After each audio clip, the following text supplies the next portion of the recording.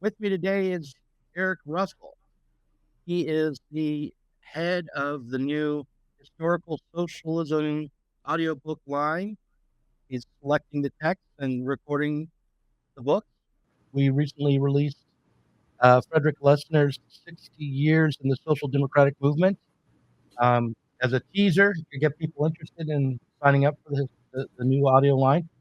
But Eric, before we dive into talking about Lessner, who are you? And how did you come to socialism? So I grew up with a fairly religious background. So I guess the question of like universality was always kind of there in the background, hinting a little bit.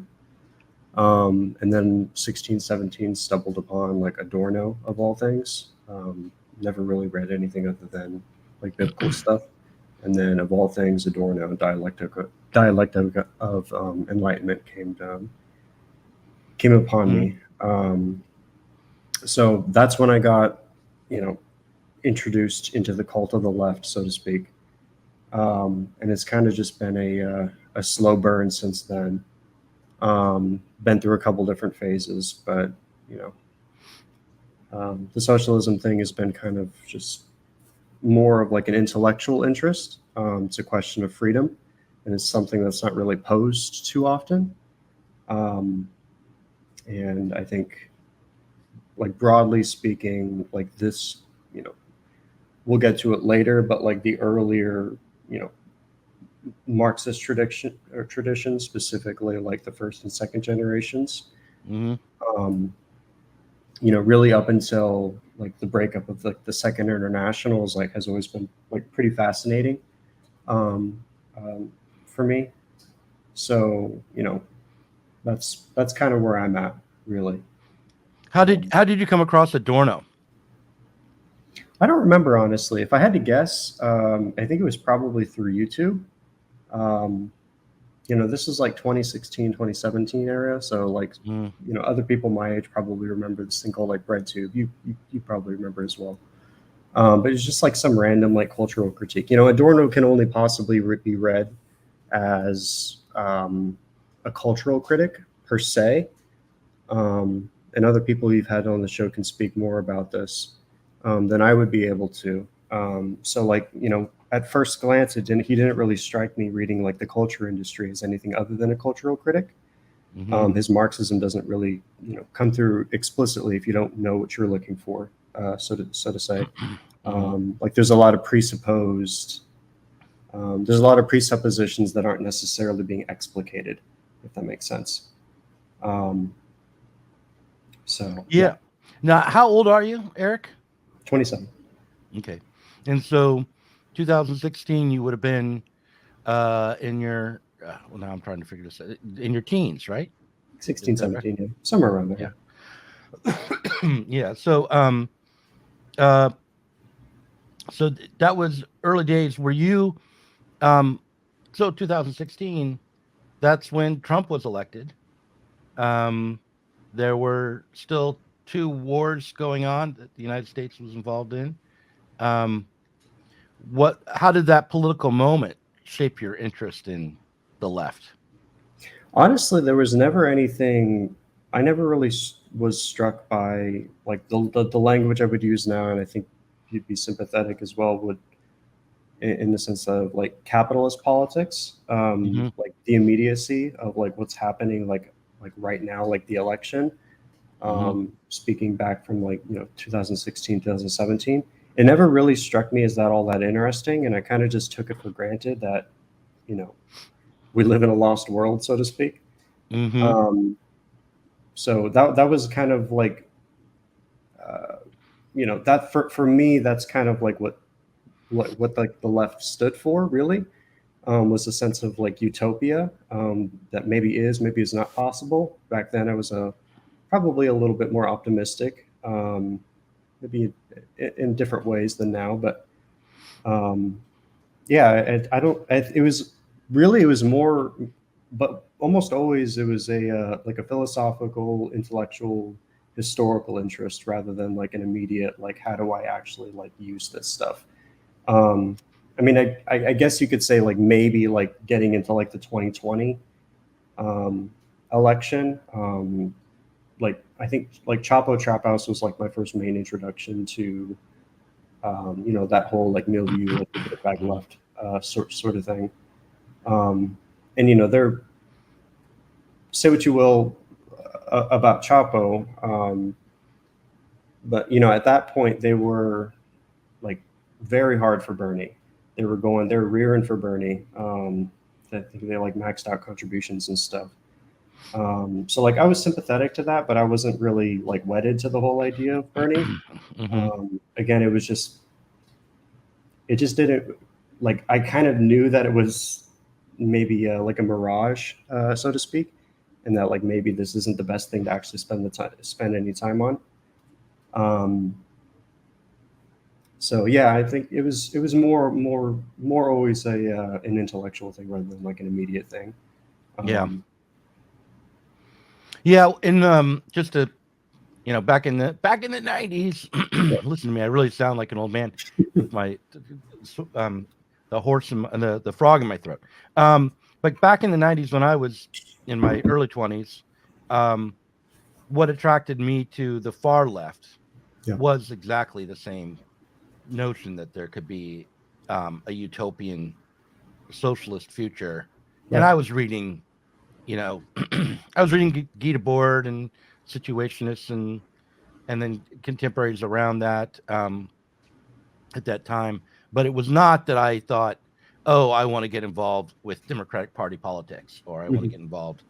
But when it came to wars, I was quick to go out in the street and protest the immediate problem, So like with Desert Storm, I marched against the war and found it very troubling because I'd grown up in the Cold War, and after the Soviet Union collapsed, the promise was that we could get out from under the threat of nuclear annihilation. We could get out from under the threat of a world war. And it was immediately being betrayed, I thought, by these unnecessary wars. But so for you, though, it sounds like you were less idealistic or less naive about the reality of the present than I was in the early 90s. Like you accepted that, the world of capitalist politics and the world of capitalist society is lost.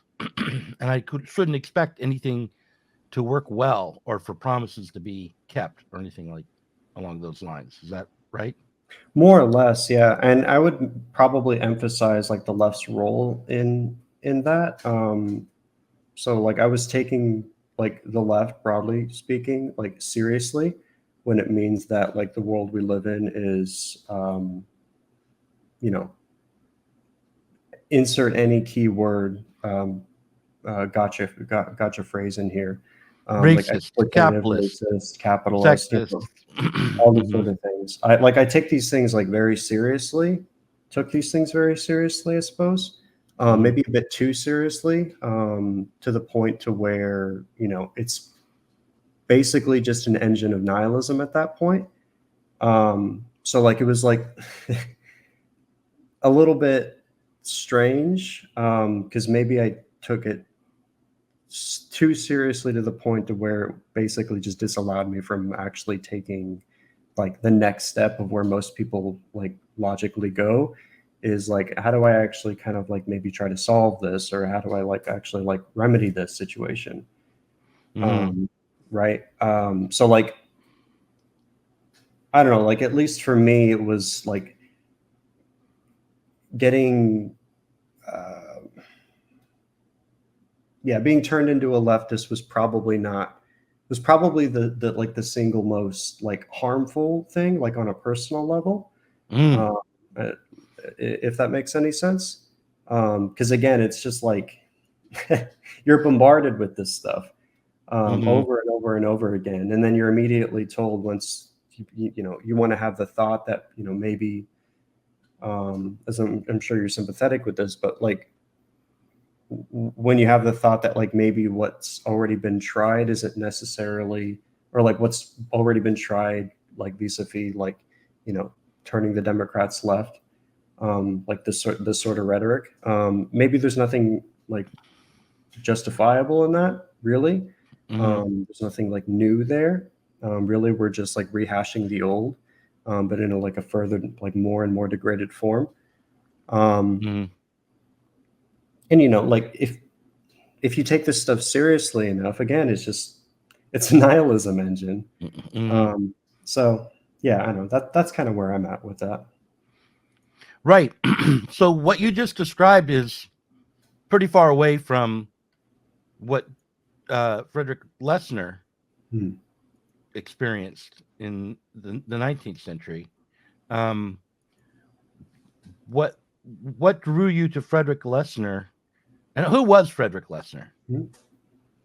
Yeah, just a brief. I don't want to give too much away about Lessner specifically, because I mostly just chose Lessner's autobiography, or biography rather, as a good, I think, introduction to like the audio line series that we're going to be doing here. So just like a brief overview. Lessner was someone born in Germany in like 1825. He's a working man. He's a tailor by trade. By like the 40s, 1844, I think. He gets radicalized by, then, Democrats, socialists, communists, in his travels around while he's working as a tailor ad hoc. Before 1848, so I think he first gets introduced to these sort of like communistic ideas. Is the terminology being used here, in like 1846, right? So like 1846 is pre-48, obviously. It's like a different world. We really can't imagine the world of pre 1848.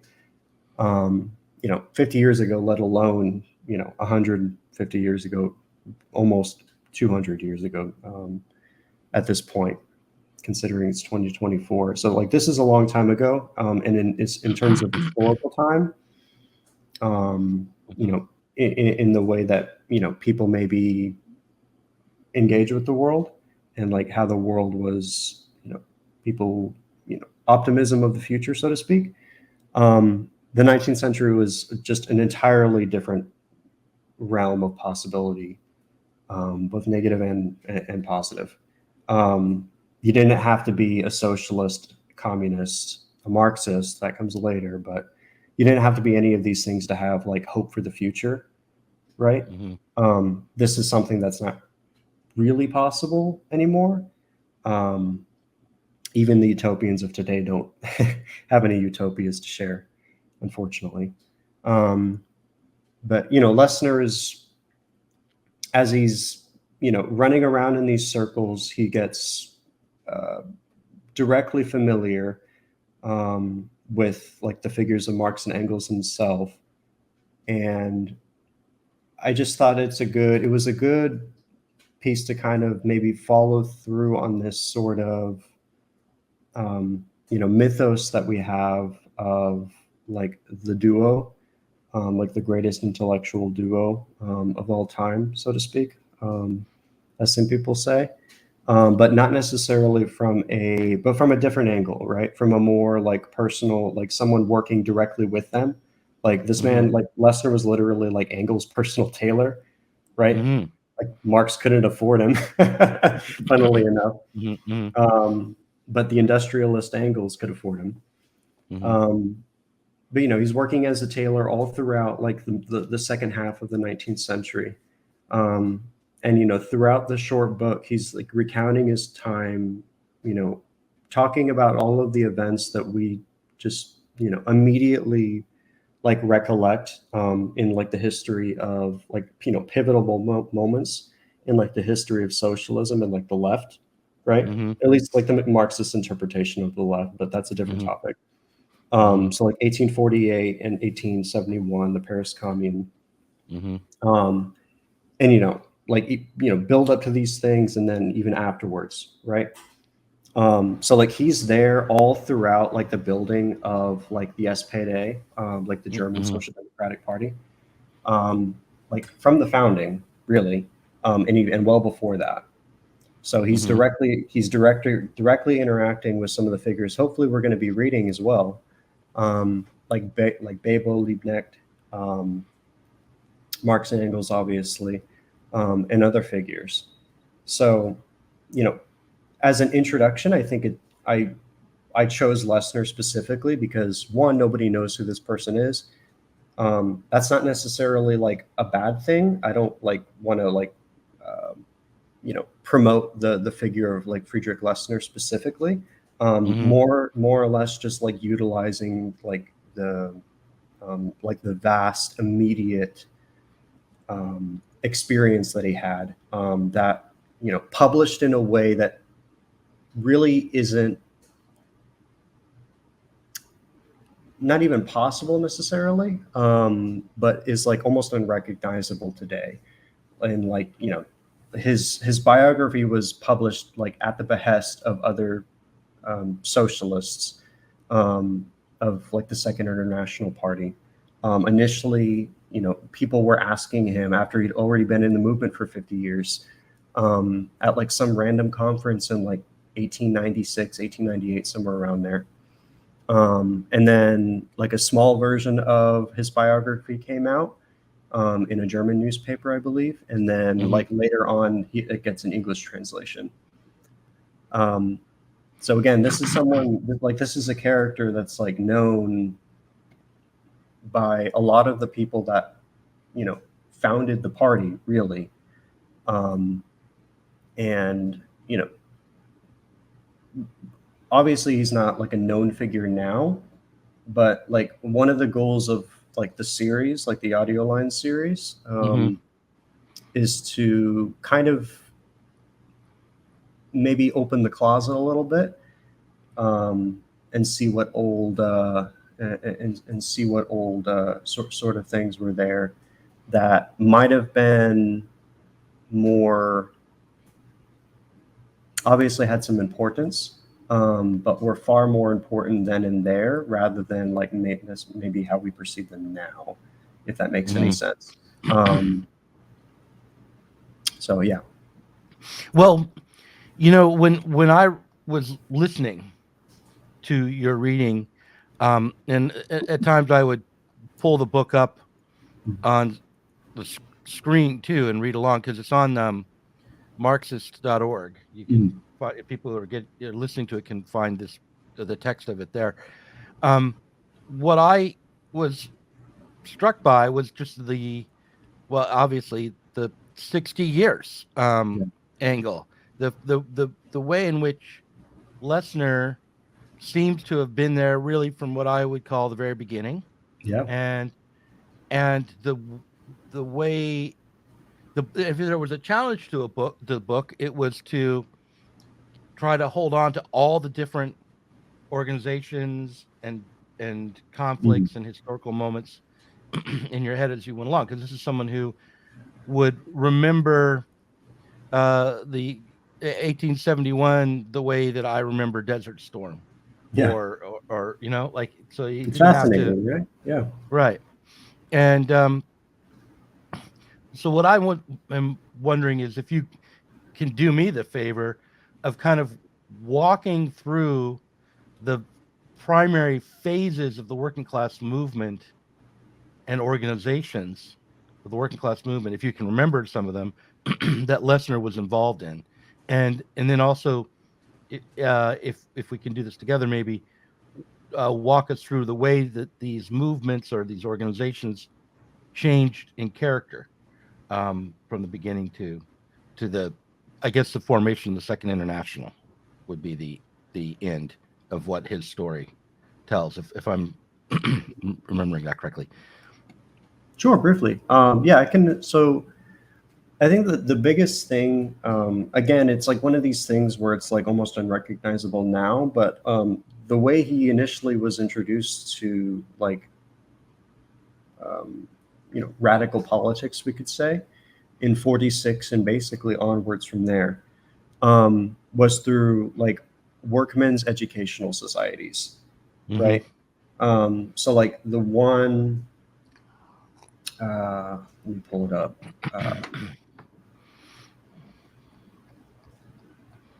But like the one he's initially like, you know, yeah, the Hamburg Workmen's Educational Club, or Arbeiterbildungsverein. So like we don't have anything approaching like a workman's educational society now. So like the thought of like workers getting together like voluntarily on their own free time, and you know, reading, writing, singing, dancing, even, you know, just living life really, but at a very like social level. um, I think the word that we would, or the phrase, the turn of phrase that we would probably use today would be that he was and always was involved in like civil social organization. Like this is a buzzword now in 2024, and it's something to be like striven for. But like the interesting thing is that like the left didn't have to like go out of their way to try to like you know, construct like civil social organizations. But like in the 19th century, civil social organizations just like appeared on their own. And like the socialists just kind of took up on that. So like really you know, the various organizations that he was involved in and that like actually constituted the eventual formation and like, yeah, formation of like the party really. You know, those organizations never really changed per se. It's more of just, you know, utilizing them for different ends, so to speak.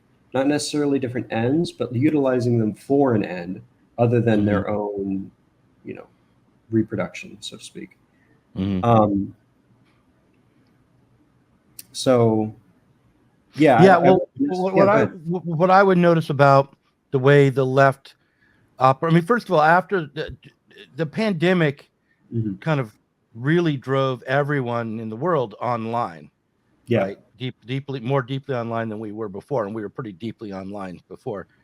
So now in 2024, when I go to a meeting, and I've only been a couple times, it is taking place in the context of people making a very concerted effort to get out of their shell and go out and meet together. And also, like, so I went, I'll give an example. I went to Platypus reading group at the this working class tap room in Portland. I forget the name of it, but it's like a worker owned bar and restaurant. And there were about 6 of us at a table, and that was a space for the left for sure, and working class. So there were unions. You know, there's going to be, if you show your union card, you get a discount on drinks, that kind of thing. And so I like that, but it definitely, but it also definitely seemed to me to have been infiltrated by what I'll call the kind of radical Democrats, like the Democratic Party. There was a there was a sense of it being a subcultural space for radical Democrats that was reminiscent of like the old info shops or workers owned restaurants that I knew about, and like anarchist bars and things like that from, you know, the previous decades. But there wasn't a sense of there being first of all, and it also was not predominantly working class, really. There were union organizers and union members that would come in, and then there were these like were students often, or or activists, various types, and so it definitely had a more of a subcultural feeling than I would imagine these educational organizations would have for Lesnar in the 19th century. Have you spent much time in those kinds of left spaces, like working class or worker owned bars and explicitly left institutions? Thankfully, no. I live in like Arizona actually, so Mm-hmm. like I live in like the heart of like the suburbanization of like the latter half of the 20th century for the United States. Mm-hmm. So there isn't really much of a political culture at all here, let alone like a left subculture. Like the left doesn't exist here. I've always been in Arizona, so it's like, yeah, I have very little experience with that sort of stuff. Mm-hmm. Most of the stuff, like I've been to a couple of different like of these sort of meetings, and yeah, it basically is like the interesting thing is that like people are going out of their way to meet with other leftists, basically interested in like the general like same ideas as you have. But they're not necessarily going there just to kind of like um, interact, but they're already going there with the intention of doing some sort of politics, if not Mm-hmm. necessarily now, but like at some point. So like I wouldn't necessarily call that. I don't know what I would call that exactly. Maybe opportunistic, I guess, if you want to use like really cynical language about it. Mm-hmm. But like, I wouldn't really say that has anything to do with working class culture, like whatsoever. Mm-hmm. You know, if there's working class culture to begin with, that's a different question. But yeah, I mean, like the closest thing I can imagine something like a place for working people to kind of just like get together and talk about something, but also as a means of like self improvement. Mm-hmm. Being able to actually like get along in today's world as like a self education sort of society. Mm-hmm. Mm-hmm. These sort of like social clubs and stuff that existed really up until like the last 50 years, and they've mostly just dissolved at this point. Um, the closest thing to that would be like the churches, Mm-hmm. which is like a peculiar situation to be in. Because again, it's like a lot of what we're reading about of like the organizations that a figure like Lesnar was involved in, they just don't Mm-hmm. exist anymore, like at all. And even if they do, they might exist maybe like in any of the European countries. Um, and they, a lot of I wouldn't be surprised. I might have checked actually, but like the same like club that either he was involved in or one of the clubs that's mentioned in the book, I think still exists at some point. But this is just, if they do exist now, like these sort of like these sort of spaces, they're more or less not necessarily co-opted, but they are constitutive of like the new state, of like the capitalist state, i.e. like either the SPD or name any of like the German parties. Mm-hmm. They have like they are these things are institutionalized to a point to where they're not necessarily, they don't have anything to do with like you know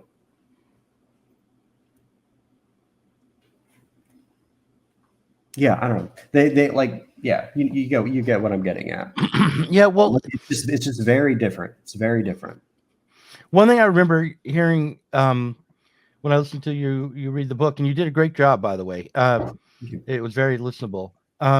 Was that when there was a oh boy, uh, there was a conflict between the French and the Germans, right? Oh, There right, was yeah. right, and in the I think it was the International, the Mhm. Workingmen's Association. He talks a lot When about the they first national specifically. yeah, and they put out a statement against the conflict, Hmm. and but the statement was not appealing to the states, right? It didn't say, you know, Germany must, you know, end this war, or the French state is monstrous or anything like that. But it was a direct appeal to the workers in both countries, saying, don't take up arms against each other. Yeah. Don't let these capitalists split you.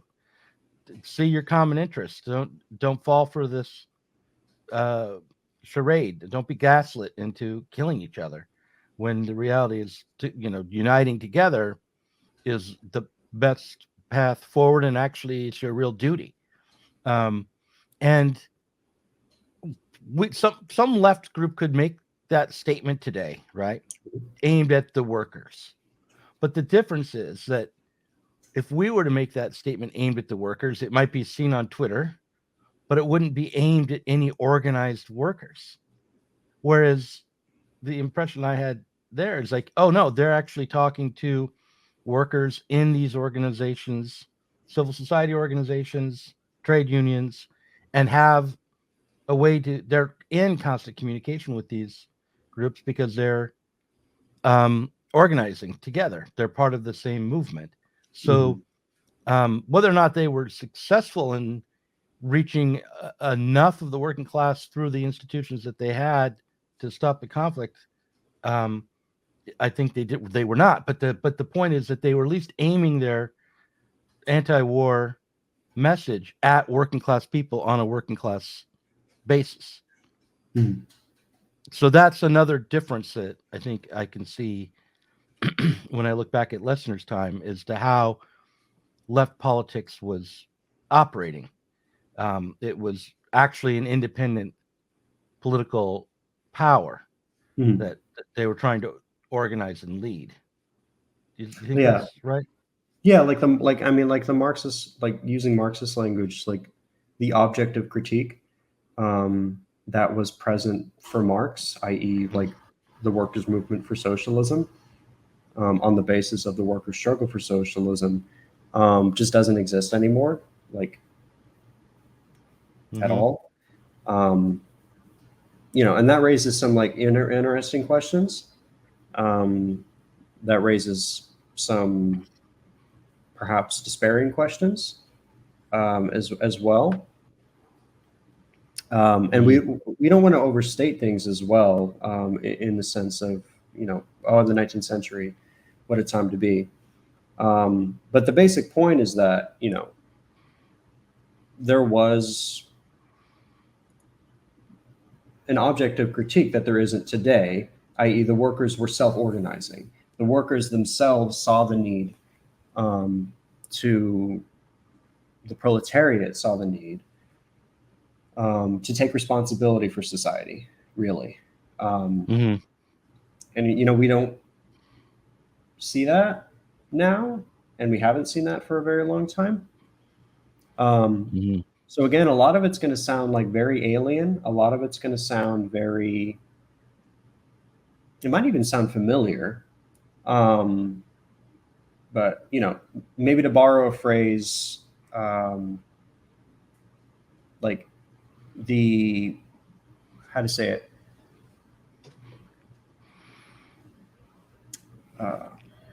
Well, I'm going to jump in here.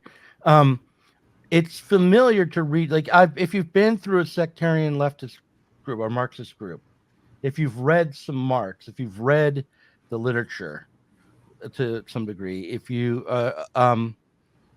understand the aesthetic of the old, even the new left, there's a familiarity to this. Yeah. But in it's rhetoric, it's kind of like reading the Bible in that sense, right? Because it's like, oh yeah, I remember the story of Jesus. I remember what Moses did, but you really have no way to comprehend what it would have been like to live in biblical times. These are decontextualized myths that you take up, I think. And I think luckily for us, we're a little closer to Lesnar than we are to Moses. So we might have some shot of grounding our understanding of this text in the history in a way that won't lead to, 100 years of theological dispute. Perhaps chronologically, I don't know about that, honestly, though, because like a lot of the a lot of the language nowadays is like racist in the most like literal sense, to where that would be like very recognizable for like a holy war sort of like approach on the world. and something like the workers' struggle for socialism is entirely like incomprehensible, let alone desirable, maybe. So I would maybe, I'm a little bit at pause to admit that like maybe we are closer to recognizing like the late 19th century, like the mid to late 19th century, Lesnar's time, than like the time of Moses. So like, I don't know, there's a lot there, but it's interesting. Well, you're 27, so this is, you're the same age as my oldest son. Actually, maybe a little younger, but he just turned 28. So I find it interesting to hear you say that today the language of the left is explicitly racist. I mean, I think 10 years ago people might say that, but it wasn't as obviously true. And there was at least, look, even during the dirtbag left time, right? There was this notion of, okay, we're going to not do identity politics. We're going to do class politics. Right. So, right. And that was not so incomprehensible back in 2016 when you first started getting involved. Sure. Right. So what do you think has happened since then that has made it more difficult to conceive of a working class politics?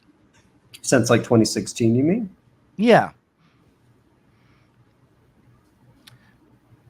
Do you find it easier to think about working class politics now than you did then, right? Well, maybe not. Maybe not actually. I'm sympathetic to it. I'm sympathetic to like the thought of it, but practically speaking, I don't really know what like working class politics would necessarily entail right now. Because again, we're just like history stopped 100 years ago, so it's a little bit kind of difficult to pick up from that point.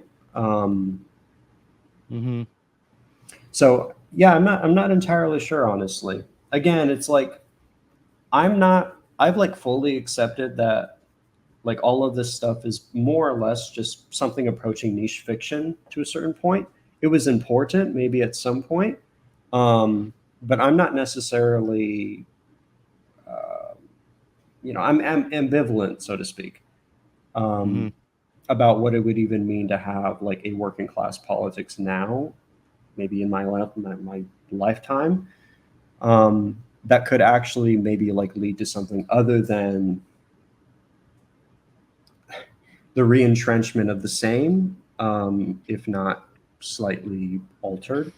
Because like, what is working class politics if not the workers demanding their rights, workers demanding the bourgeois rights? And that can take a lot of different ways. That can go a lot of different ways. That in no way has to lead to socialism. That could lead to a lot of different things. Like if people feel like they aren't, if people feel like society isn't necessarily living up to the expectation that it feels like it should, this is when things start to get a little bit bubbly. But again, like the left has this idea that it can only go one way, when in reality, maybe that bubbly feeling, that bubbly sensation, that like oncoming revolution, so to speak, is like actually how capital reconstitutes itself. Like that's a little bit of a strange thought, but that's at the same time, at least for me, I'm sympathetic to the idea that, and I think you and Chris talked about this, Chris Catrone talked about this recently, but like revolutions are going to happen.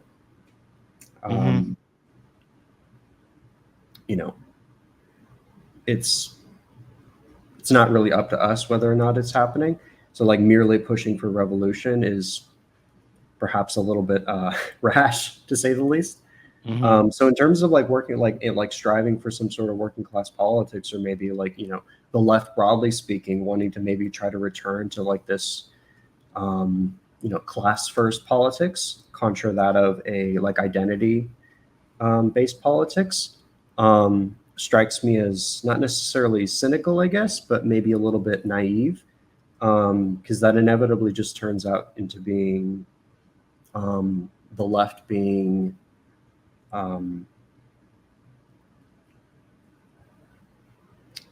constitutive maybe of like the new formation of capital, in the sense of allocating, more efficiently allocating workers wages, so they might have healthcare this time around for the next 20 to 30 years. Like that to me is what strikes, like that to me is what the vision for most people have of working class politics, rather than anything even Mm-hmm. remotely, like, again, we keep coming to the word like utopian.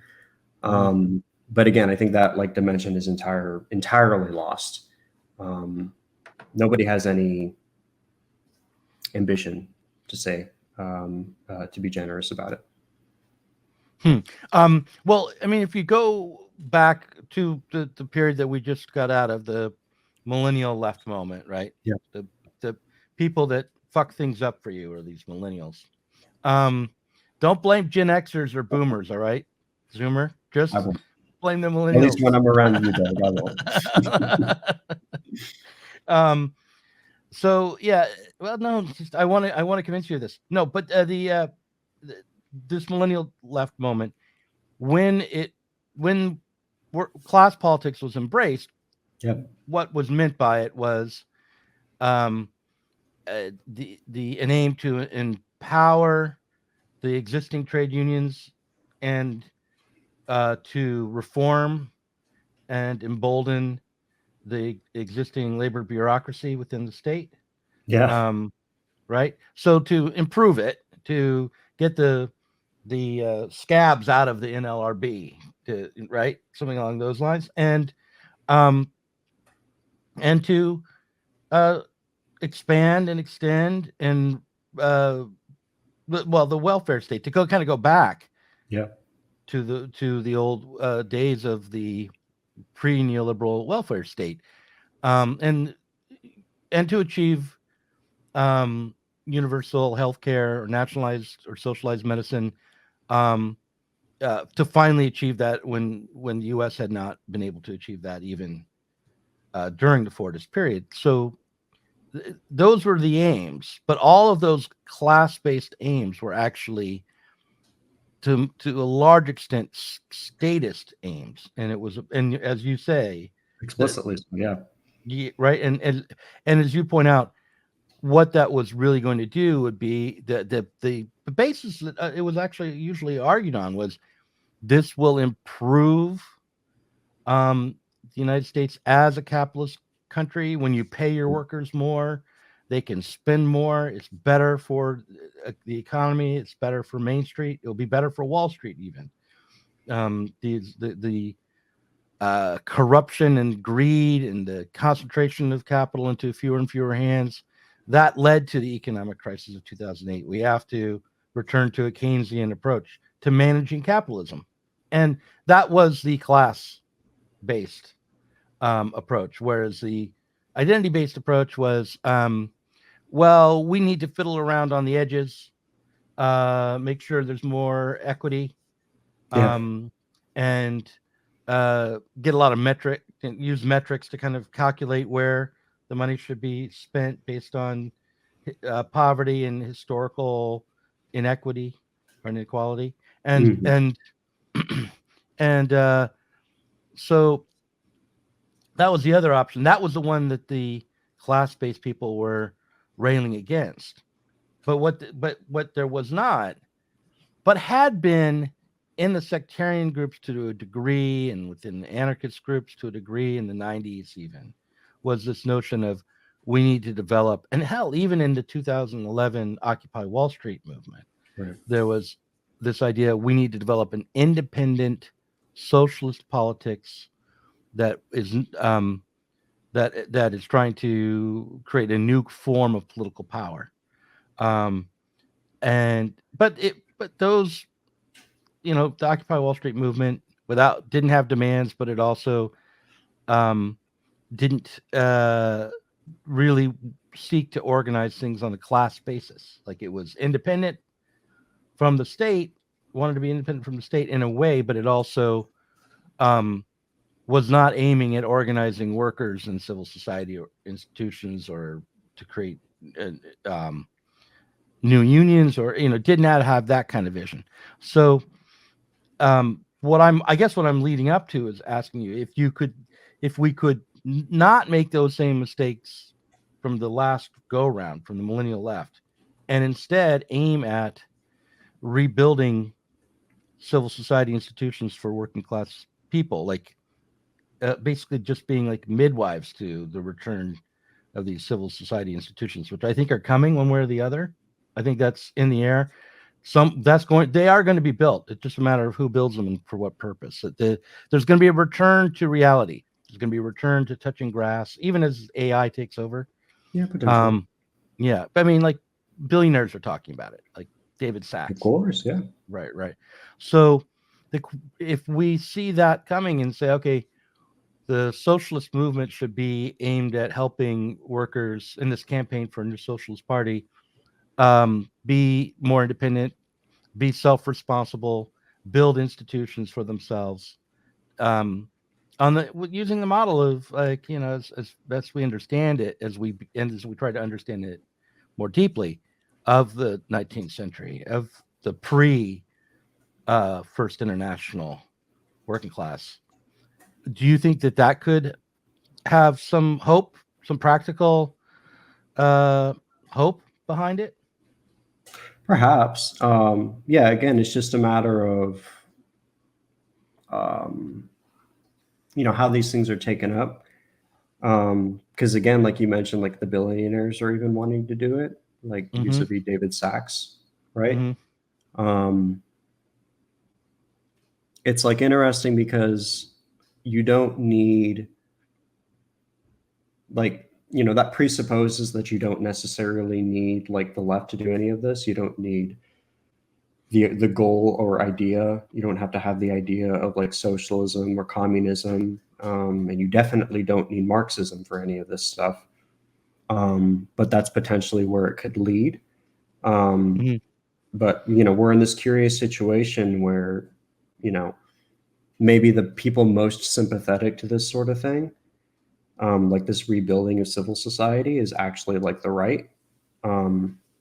Maybe they're serious, maybe they're not, who knows. And what the left is most serious about is not entirely clear, but more or less trying to shame the Democrats. So it's like there's very few people that have any conception of like what like politics can be, other than like attending a protest. And like that's like an indictment on our time in history, or like where we're at, right? So yeah, I think it's potentially possible. Like, I'm not here to make any pronouncements or anything. It's just like I just think I always thought it was interesting, hearing someone like you mentioned, like David Sachs, advocating for maybe a bit more of again a return to this sort of more more human politics, I suppose. Something that's like comprehensible to anything other than like machines, like algorithmic politics that we've kind of been accustomed to with like the last 10 to 20 years, especially. A return to people being actually able to have like actual conversations, talk about like points and stuff, actually like defend their own, policy positions. So again, it's just like, for me, it's just a little bit strange that for somebody who initially came to the left for the ability to think,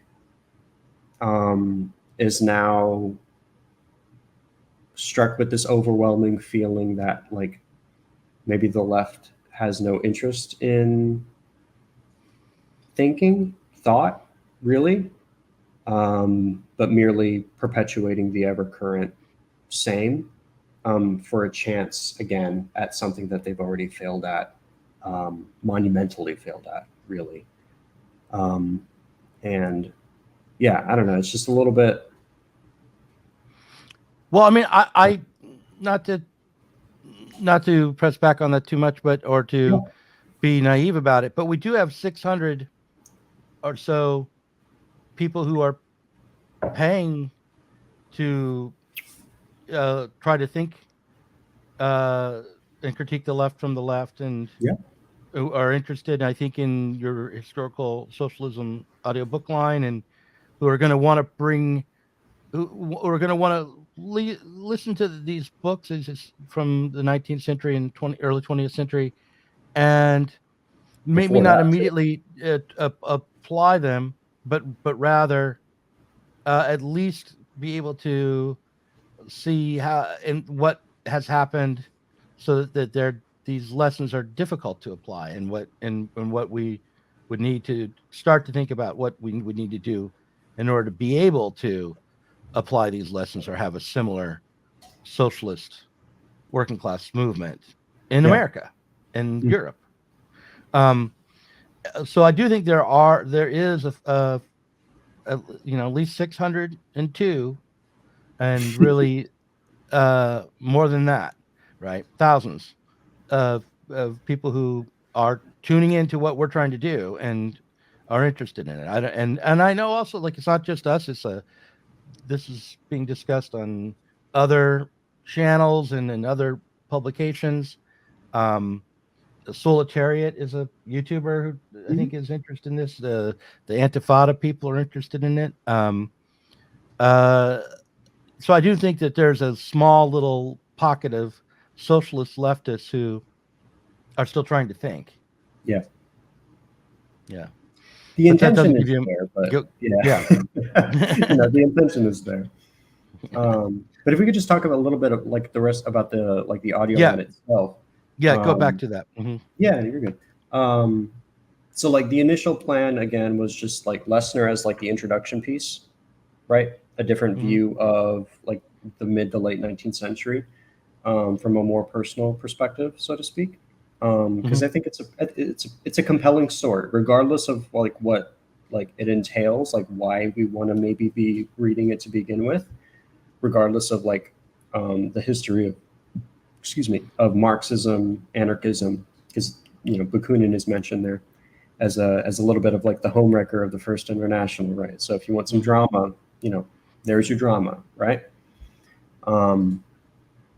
We do want to get to not merely just like Marxist texts per se, but we want to maybe try to highlight, why Marxism might have mattered so much, really, and like why the collapse of Marxism really is like a world historical event. It's like we keep wanting to. We keep wanting to bring these things up, and we want to keep wanting to bring these figures up, even there was like absolutely no historical justification for doing so. Like these things have like failed on every imaginable level, at a political level, and there's that.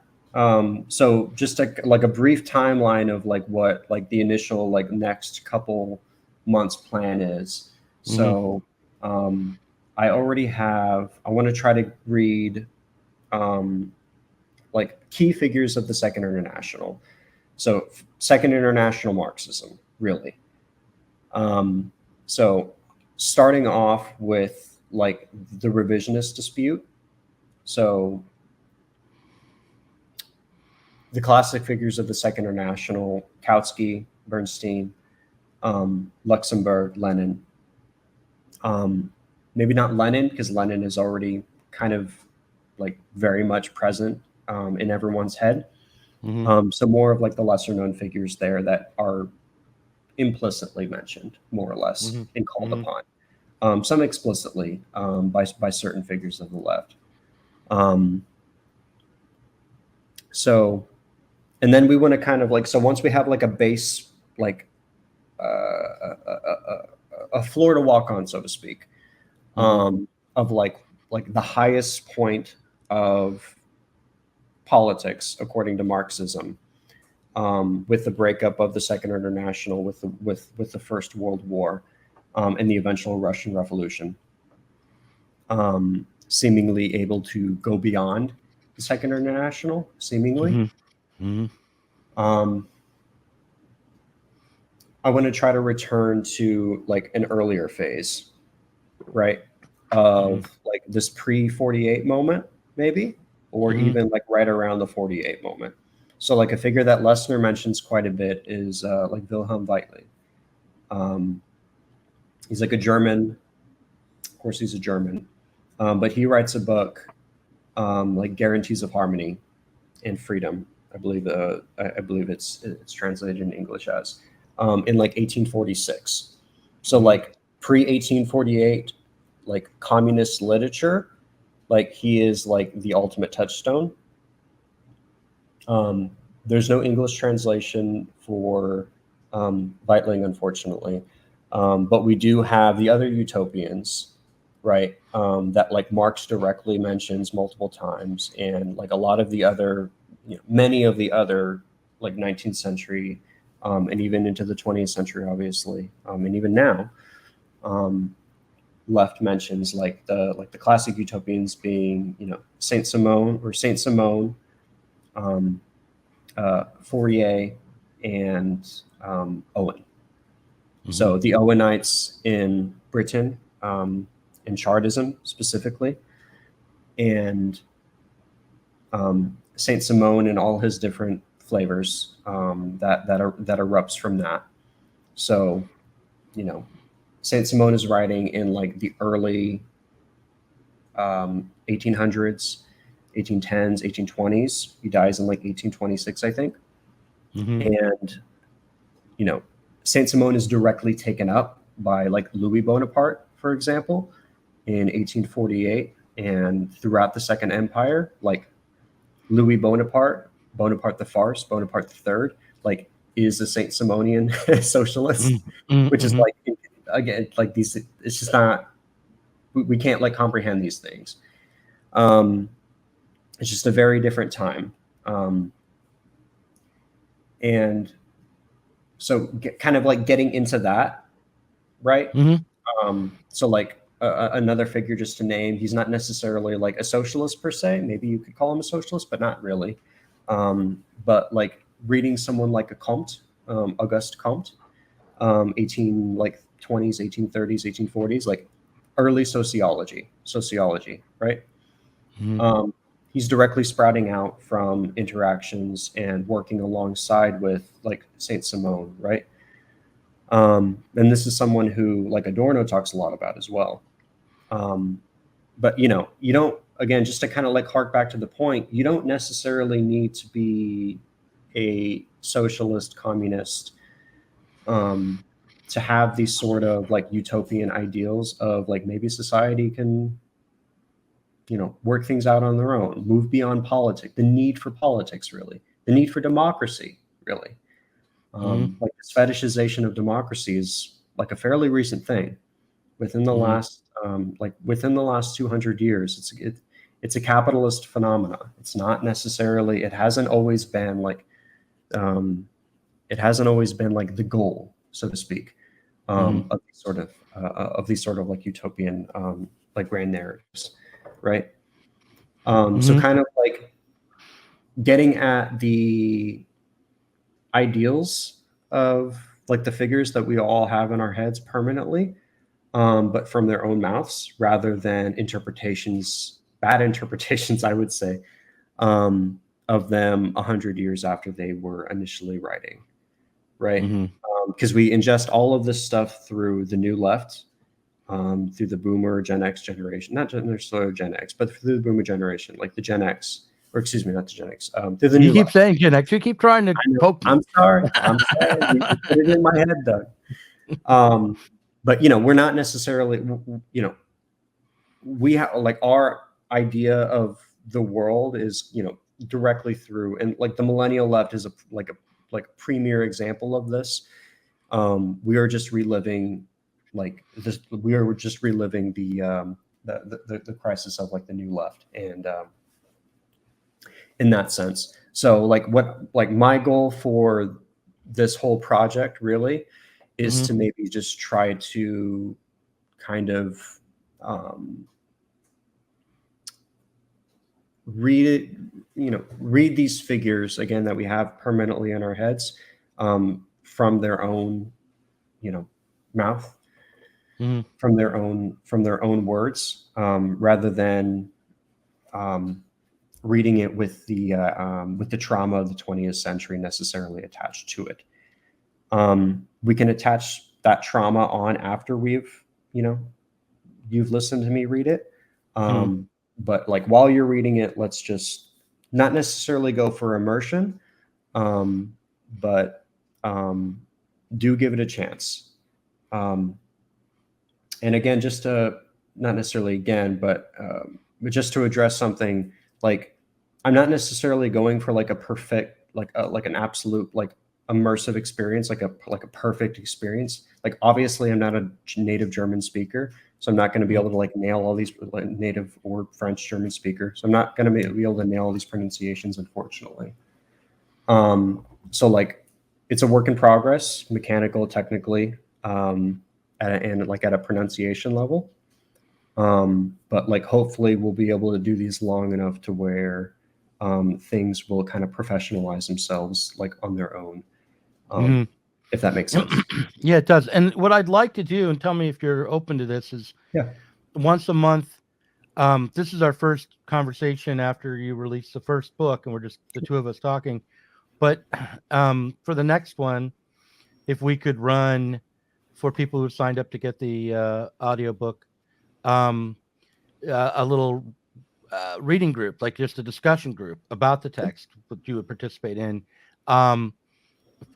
That we could do online, and then also people could meet up in person and have a beer and talk about the book and whatever else is on their mind. And I'll start doing that in Portland around the same time that you and I meet, and that comes out. I'll put out a message like, all right, if you want to meet up with me at this pub and talk about Lesnar, here's the time. And so that would be, and I know that's sort of like, it is not going to suddenly be the creation of working class institutions and civil society that are independent from the state. It will just be a bunch of nerds having a beer at the start. But I figure that's a good starting point. And so people can look forward to that next month. Let's see, I want to go back to my questions just to see. You know what? I think we've covered all the questions that I written down ahead of time without me actually asking them. But is there anything you would want to say that we didn't say to answer a question that I didn't ask?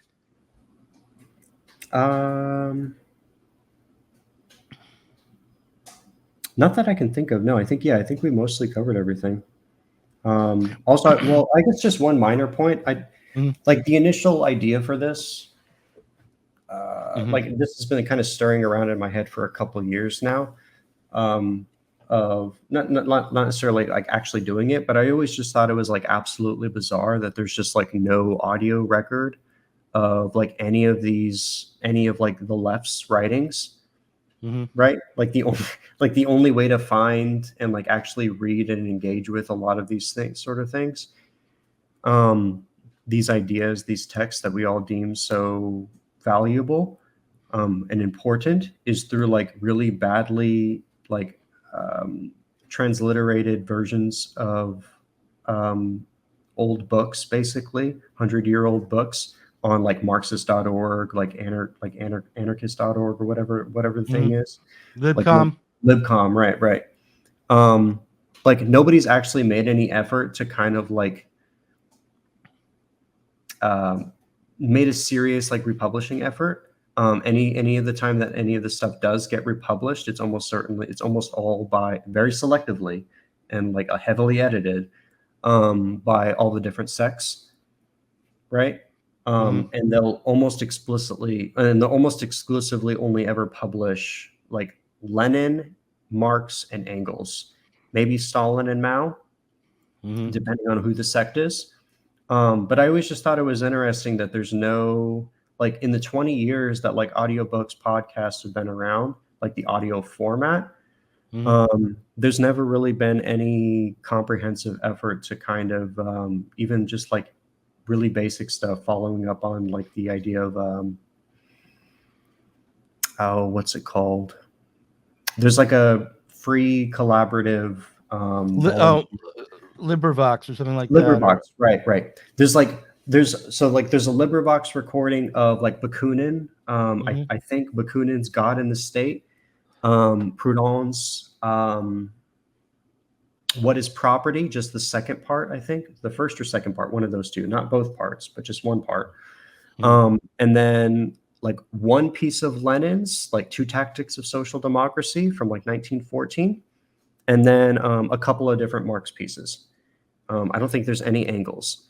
But yeah, I always just thought it was like really bizarre that there's just like no recordings of any of this stuff that people can listen to, other than just like, you know, the automatic like AI generated or computer generated like voice to text. So filling a market need. We live in a market society and filling a market need. Thank you. I want to look. Thank you very much for doing this.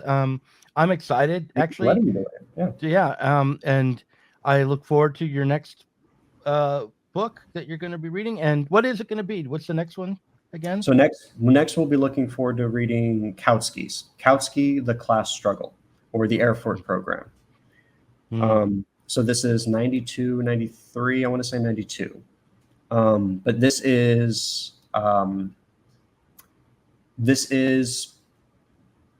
Marxism. This is Marxism, really. That isn't coming directly from Marx and Engels, but this was a collaborator and friend collaborator and directly with them, and was like foundational, the Pope of Marxism. He was famously called. Right. Without Kautsky, without a figure like Kautsky, either Kautsky himself or a figure like Kautsky, it's not entirely inconceivable that like we wouldn't have any idea of what Marxism is. Marxism would merely just be like a niche like philosophical tradition that like a couple dozen academics are interested in. But because of Kautsky, people like Lenin, Luxemburg, all of like the second generation Marxists that not actually took up, but took very seriously. This was mentioned with like your discussion with Chris as well, but like the first generation Bernstein, Kautsky, these people were had a relationship with these, like with the duo, so to speak, right? But it's through the writings of Kautsky that like a figure like Lenin comes into being, Lenin and Luxemburg, where they're engaging with the works of Marx and Engels and other works of Marxism, followers of Marx and Engels, who found these two people like fascinating. This concept of like historical necessity. You almost get like a wild eye, like a wild eye when you imagine that word. Like all of like the early 20th century, like non-socialists were just looking at these Marxists that kept repeating the phrase historical necessity, and we're all in unison. Like, these people are insane. Like, Marxism is like, it's a very strange thing. But these Lenin, Luxemburg, these people aren't, they don't have a relationship with these. They're purely interacting with Marx through like the text, the texts themselves. So there's a certain level of seriousness there that can like actually take that can ferment on its own terms So we're not necessarily, I'm not going to cover too much of, again, like Lenin specifically, because maybe later on down the line, but I want to get through another host of figures first. But like Kautsky specifically is like a very pivotal figure in like the Second International of what we keep repeating. Like the Second International, the Marxist-led Second International. Because again, like without Kautsky, there probably wouldn't be Marxism. So a provocative thought, but you know, it's interesting.